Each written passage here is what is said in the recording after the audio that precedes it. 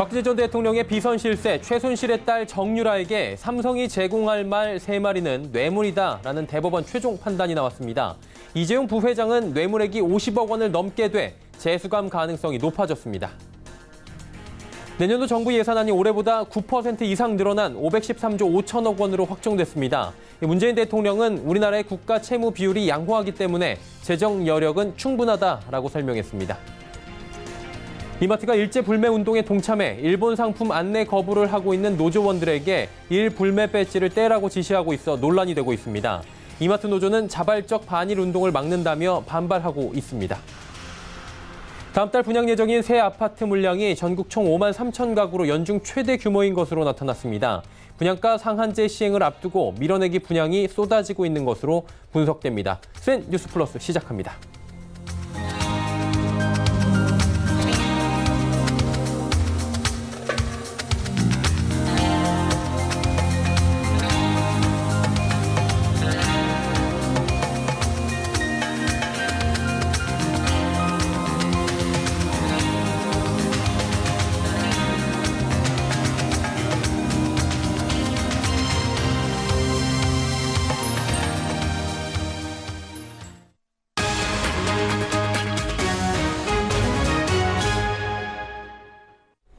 시청자 여러분 안녕하십니까? 센 뉴스 플러스 서정덕입니다. 대법원이 박근혜 전 대통령의 비선 실세 최순실의 딸 정유라에게 삼성이 제공한 말 3마리를 뇌물로 판결했습니다. 국정농단 사건의 핵심 인물인 박근혜 전 대통령과 이재용 삼성전자 부회장, 이른바 비선 실세 최순실에 대한 대법원의 최종 판단이 나왔습니다. 김혜영 기자입니다. 서울 서초동 대법원 앞에 나와 있습니다. 삼성전자 이재용 부회장은 가장 피하고 싶은 결론을 맞닥뜨리게 됐습니다. 대법원 전원합의체는 삼성의 승계 작업은 존재했고 말구입비 34억 원도 뇌물로 판단했습니다. 이로써 이재용 삼성전자 부회장에 대한 2심 판결은 파기됐고 서울고등법원으로 환송됐습니다. 결국 이 부회장의 뇌물액이 50억 원을 넘게 돼 재수감 가능성이 높아졌습니다. 2심은 말 구입액을 제외한 말을 사용한 용역대금 36억 원만 뇌물로 인정했지만 대법원은 동계스포츠 영재센터 지원금 16억 원, 말 구입비 34억 원 모두 뇌물로 판단한 겁니다. 경영 공백은 불가피할 것으로 보입니다. 이에 대해 삼성은 입장문을 내고 이번 사건으로 인해 그동안 국민 여러분께 심려를 끼쳐 대단히 송구스럽게 생각한다며 앞으로 과거의 잘못을 되풀이하지 않도록 기업 본연의 역할에 충실하겠다고 밝혔습니다. 한편 박근혜 대통령의 원심은 법리상의 이유로 파기 환송됐습니다. 공직선거법은 특가법상 뇌물 혐의 외에 다른 혐의를 분리 선고하도록 규정하고 있는데 하급심이 이를 어기고 한꺼번에 선고했기 때문입니다. 서울경제TV 김혜영입니다. 내년도 정부 예산안이 올해보다 9.3% 43조 9천억 원 늘어난 513조 5천억 원으로 확정됐습니다. 올해 9.7%에 이어 2년째 9%대 증액한 것으로 정부는 경기 하방 위험에 대응하기 위해서라고 밝혔습니다. 정부는 내년 일자리 예산을 사상 최대 규모인 25조 8천억 원으로 편성했고 혁신 성장 가속화에 올해보다 약 60% 많은 12조 9천억 원을 쏟아붓기로 했습니다. 한편 일각에서 제기된 재정 건전성 우려에 대해 문 대통령은 국가 채무 비율이 크게 양호한 우리나라는 그럴 만한 여력이 충분히 있다고 일축했습니다. 중소벤처기업부가 내년 예산안을 13조 5천억 원으로 편성하고 인공지능과 데이터, 네트워크 등 스마트화 신산업 분야 집중 지원에 나섭니다. 이를 바탕으로 4차 산업혁명 시대 중소기업이 주역이 될 수 있도록 적극 지원한다는 방침입니다. 김혜영 기자입니다. 13조 5천억 원, 올해보다 31% 증액된 중기부의 내년도 예산안입니다. 역대 최고 수준인 예산안은 제조혁신과 기술 역량 강화, 스케일업에 방점이 찍혀 있습니다. 우선 중소기업의 기술 혁신을 지원하는 연구개발 예산은 올해보다 3,815억 많은 1조 4,559억 원을 투입합니다. 이번 중소벤처기업부의 예산안의 주제는 세계 최강의 DNA, 즉 데이터, 네트워크, AI 코리아를 구축하는 것입니다. 제조 데이터, AI 등 신기술을 활용한 예산 사업들을 적극적으로 편성을 했습니다. 스마트 공장 보급 예산도 4,150억 원으로 늘렸습니다. 4차 산업혁명 시대 중소기업의 생산 구조를 미래형으로 탈바꿈해 역량을 끌어올리겠다는 겁니다. 뿐만 아니라 스마트화의 범위를 제조업에서 서비스업까지 확대합니다. 또한 민간 투자를 활성화하기 위해 정부가 벤처캐피탈에 투자하는 모태펀드는 역대 최대치인 1조 원이 편성됐습니다. 정부가 마중물을 부어 제2의 벤처붐을 확산하겠다는 계획입니다. 이와 함께 일본 수출 규제와 관련해 소재 부품 장비 관련 대응 예산도 2,586억 원 편성했습니다. 서울경제TV 김혜영입니다. 네이버의 일본 자회사 라인이 문재인 대통령을 비하한 메신저용 스티커를 판매하다가 국내 이용자들의 신고에 이를 긴급히 삭제하는 일이 발생했습니다. 이 스티커는 문 대통령의 사진을 기괴하게 변형해 놓은 그림과 함께 약속? 뭐라고? 그 말이 뭐였더라? 네가 나쁜 거야 등의 일본어 말풀용선을 달아놓았습니다. 일본 작가가 올린 이 스티커는 최근 강제징용 배상 문제와 위안부 합의 등을 놓고 빚어진 한일 갈등 국면에서 일본 극우 세력의 주장을 담고 있는 것으로 보입니다. 라인 측은 심사 과정에서 해당 콘텐츠가 걸러지지 못했다며 현재 자세한 경위를 확인하고 있으며 재발 방지를 위해 스티커 검수 프로세스를 엄중히 감사하고 조치를 취하겠다고 밝혔습니다.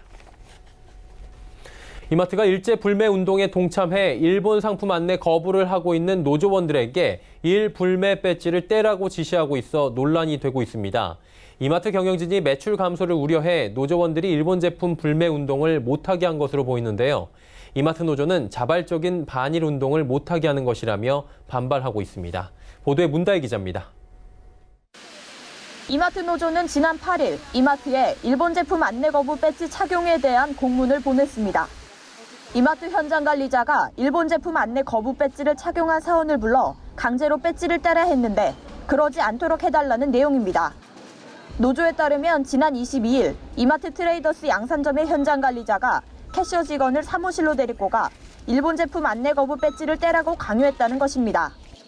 파트장님들이 배지 왜 달았냐, 이거 취업 규칙에 어긋난다라고 당장 떼라 하고 아니면 이렇게 지나가면서 보이면 무조건 떼라고 하는 거예요. 무슨 설명도 없이 그냥. 이마트 노조는 단순히 이번 한 건이 아니라고 강조했습니다. 지난달 7월 24일 이후 한 달 동안 이마트가 일본 제품 안내 거부 운동을 시작한 이래로 23개 매장에서 배지 제거를 강요받고 있다고 밝혔습니다. 이에 대해 이마트는 일본 제품 안내 거부 배지를 떼라고 한 것은 맞지만 강요가 아니라 권유를 했을 뿐이라고 해명했습니다.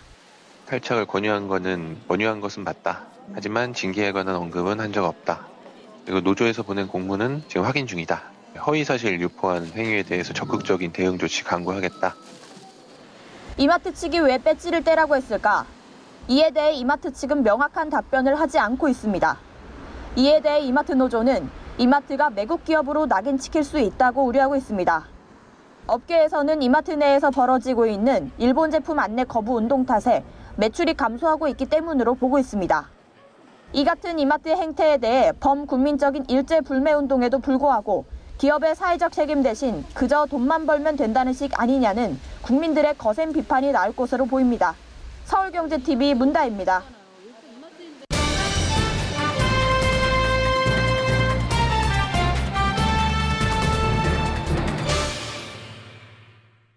자, 앞서 보신 대로 이마트와 라인이 불매 운동과는 정반대의 행보를 보이고 있다고 합니다. 국민 정서와는 좀 동떨어진 행보인데요. 왜 이런 행보를 보였는지 하나하나 좀 살펴보도록 하겠습니다. 보도국 문다혜 기자 함께합니다. 안녕하세요. 안녕하세요. 예.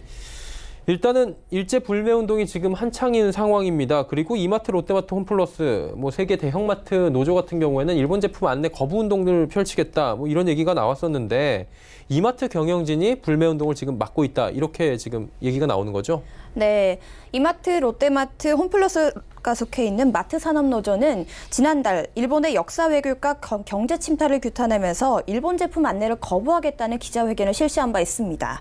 이후 마트노조는 각 점포에 일본 제품 안내를 거부하는 현수막을 부착하고 점포 안팎에서 일본 제품 안내 거부와 친일 적폐 세력 규탄의 내용이 담긴 피켓 시위를 시작했습니다. 그리고 이에 동참한다는 의미로 일본 제품 안내를 거부하는 배지를 달고 근무 중입니다. 그런데 이에 대해서 이마트 현장 관리자들이 직원들에게 배지를 떼라고 지시하고 배지를 떼지 않은 직원들은 따로 면담까지 실시해가면서 배지를 떼라고 강요하면서 논란이 일고 있습니다. 이에 대해서 노조는 이달 8일 사측에 이를 중단해달라고 공문을 발송했으나 여전히 사측은 이에 대해서 구체적인 입장을 드러내고 있지 않고 있습니다. 네, 들어보니까 내용이 굉장히 구체적인 상황이고요. 공문들도 보냈다라는 게 정황상 지금 증거를 보여주고 있다라고 저희가 이해가 되고 있는데 그렇다면 사측은 지금 입장이 어떻게 되는 건가요? 네, 일단 이마트 측은 처음 노조의 발표가 났을 때는 사실 허위 사실이라고 했으나 여러 가지 증언이 나오자 배지를 떼라고 한 것은 맞지만 강요가 아니라 권유를 했을 뿐이라고 해명했습니다. 또 면담에 대해서는 관리자의 통상적인 업무 범위 내에서 면담을 요청한 후 면담을 진행한 것이라며 위협적인 개별 면담은 절대 아니라고 이제 반박했습니다. 또한 배지 제거를 관련해서 징계 조치를 검토하고 있다는 노조의 주장에 대해서는 전혀 사실이 아니라고 강조했습니다. 더불어 이마트는 허위 사실을 유포했다는 마트 노조에 대해서 적극적인 대응 조치를 취하겠다는 입장입니다.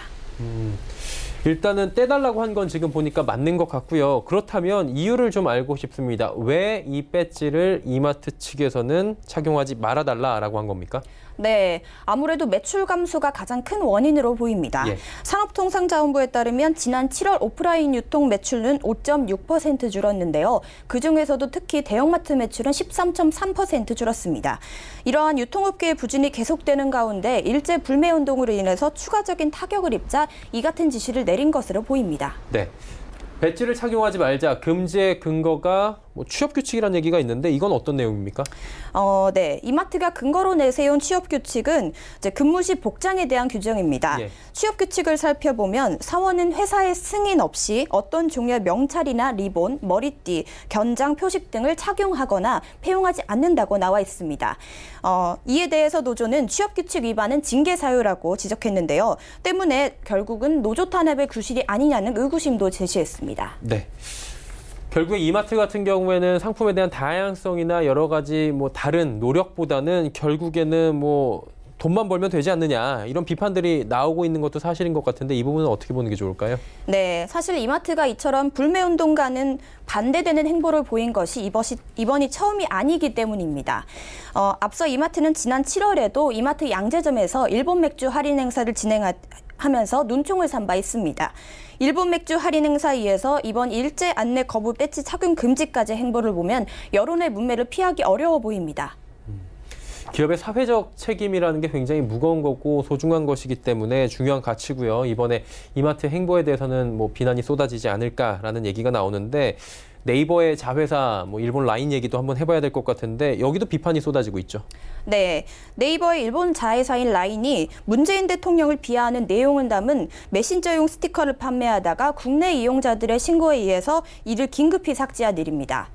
문 대통령의 사진을 기괴하게 변형해놓은 그림과 함께 파기, 네가 나쁜 거야 등 일본어 말풍선을 달아놓았습니다.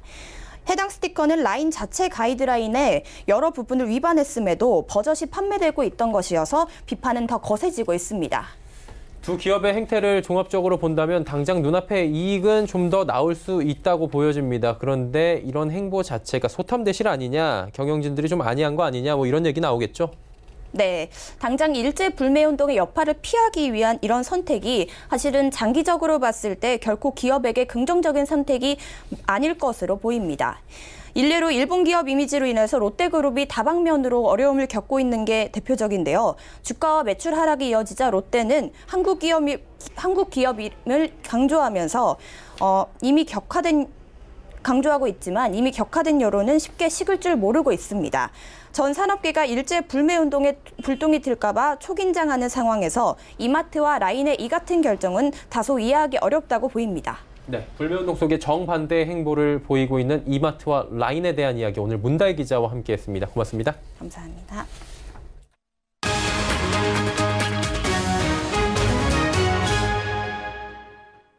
분양가 상한제 시행을 앞두고 밀어내기 분양이 쏟아지면서 다음 달 분양 시장에 큰 장이 설 전망입니다. 부동산 114 집계에 따르면 다음 달 분양 예정인 새 아파트 물량은 전국적으로 총 5만 3천 가구에 육박합니다. 이는 지난 4월 약 4만 가구보다 많은 연중 최대 물량입니다.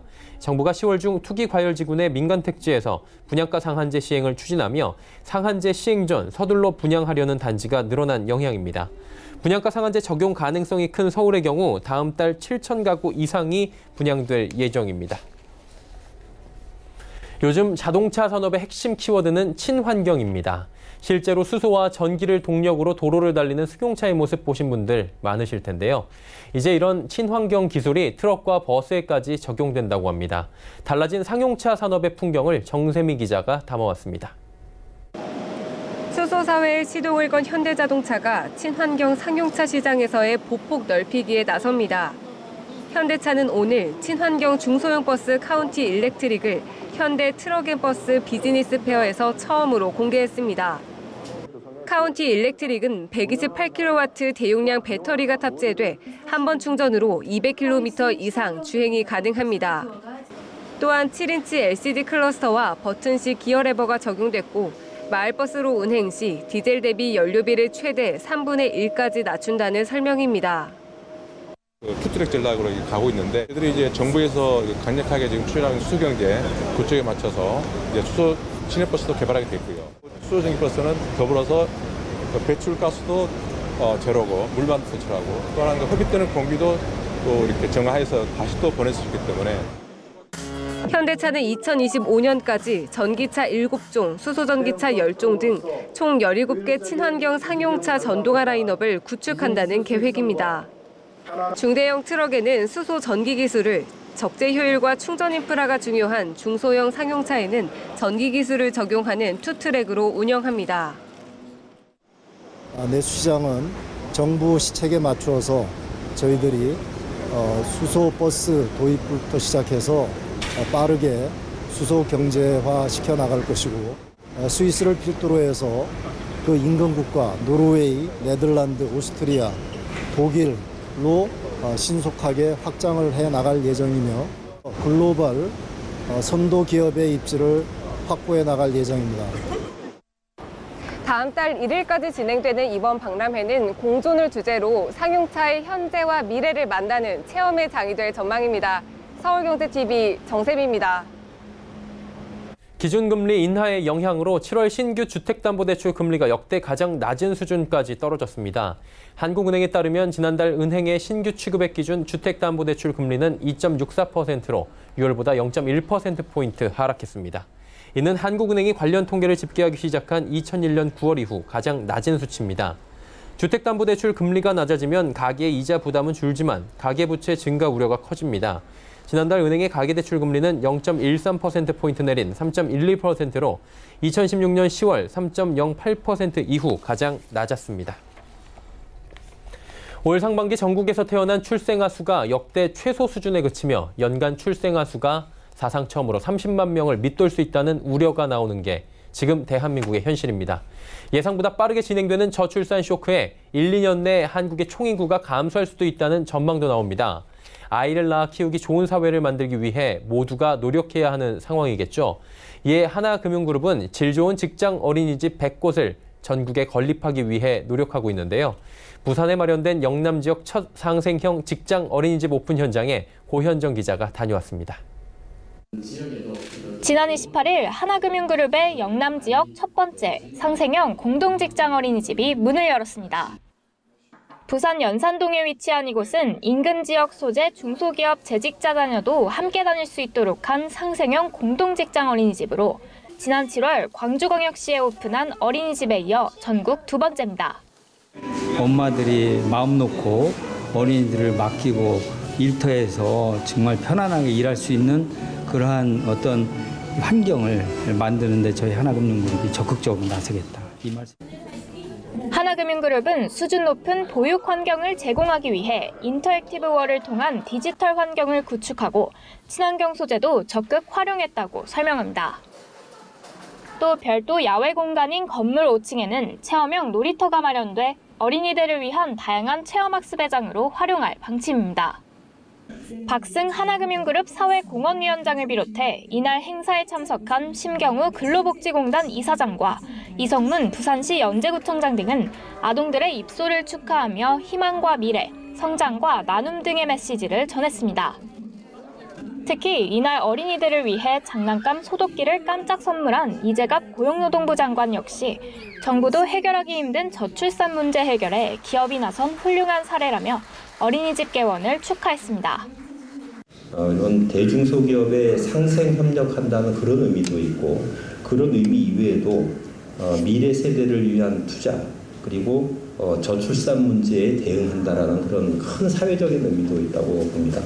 사실은 이런 형태의 상생형 어린이집을 확대하기 위해서 정부에서는 지난 2012년부터 좀 노력을 했었습니다. 그런데 그렇게 쉽게 그게 확산되지 않았었는데 하나금융이 앞장서고, 그리고 하나금융그룹은 저출산 극복과 여성의 경제 활동을 지원하기 위해 올해 3월 서울 명동 직장어린이집을 시작으로 90개의 국공립 어린이집과 10개의 직장어린이집 등 1,500억 원 규모에 달하는 어린이집 100개 건립을 추진하고 있습니다. 서울경제TV 고현정입니다.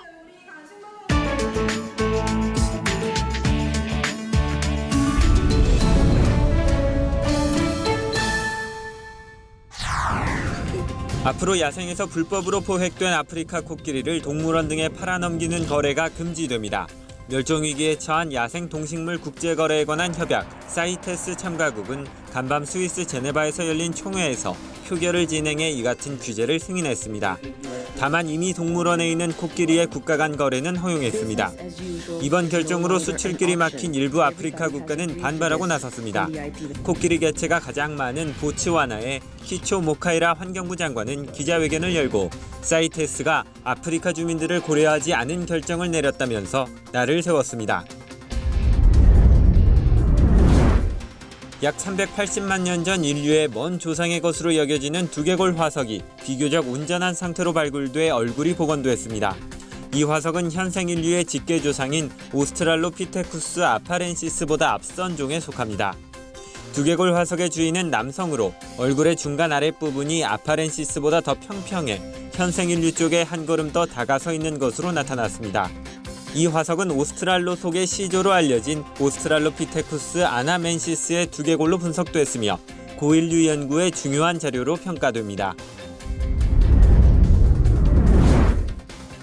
지구의 허파로 불리는 아마존 열대우림에서부터 아프리카 중남부, 시베리아 등 극지방까지 세계 곳곳에서 대형 산불이 잇따르면서 지구가 몸살을 앓고 있습니다. 농경지를 확대하려고 숲을 불태우는 행태가 근절되지 않는 가운데 지구온난화의 영향으로 산불 발생 빈도와 규모가 갈수록 커진 탓입니다. 기후 전문가들은 따뜻하고 건조해진 기후가 화재 가능성을 계속 높이고 있다면서 온난화가 지속되면 통제 불가능한 대형 화재 위험성이 전 세계적으로 커질 것이라고 경고하고 있습니다. 특히 대형 산불은 자체적으로 온실가스를 배출할 뿐 아니라 대기 중 탄소를 흡수하는 초목을 망가뜨리고 극지방에선 빙하를 녹임으로써 지구온난화를 더욱 촉진하는 악순환을 부른다고 지적했습니다. 일본 규슈 지방에 기록적인 폭우가 쏟아져 48만여 명이 대피했습니다. 일본 기상청은 28일 새벽부터 후쿠오카현, 나가사키현, 사가현 등에 호우 특별경보를 발령했습니다. 호우 특별경보는 호우와 관련해 발령하는 5단계 경보 중 가장 높은 수준입니다.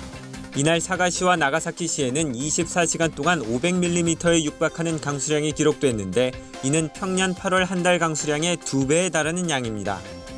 기록적인 폭우에 곳곳에서 범람 수위 이상으로 하천의 물이 불어나면서 22만 5천 가구 48만 명에 대해 즉시 피난하라는 지시가 내려졌습니다.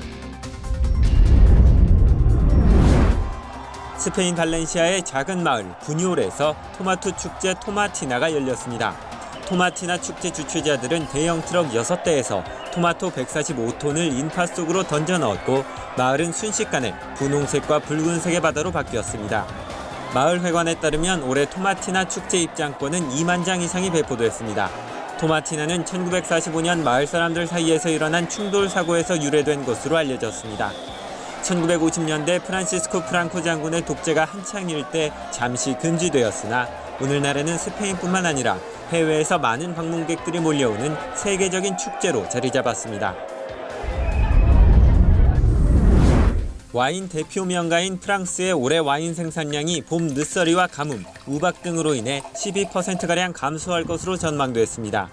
프랑스 농무부는 올해 와인 생산량이 약 4,300만 헥토리터로 지난해보다 600만 헥토리터 줄어들 것으로 예상했습니다.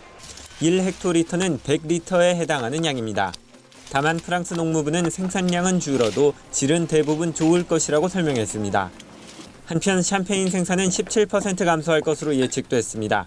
프랑스의 와인용 포도는 통상 늦여름에서 초가을에 수확합니다.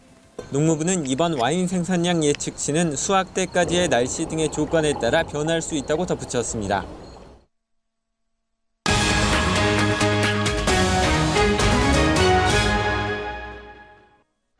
(109년) 전 오늘은 우리나라가 일본의 나라를 빼앗긴 치욕스러운 날, 경술국치일입니다. 일제로부터 독립한 8월 15일 광복절은 누구나 잘 알고 있지만 정작 나라를 빼앗긴 경술국치일은 언젠지 또 무엇인지 잘 모르는 경우가 많다고 합니다.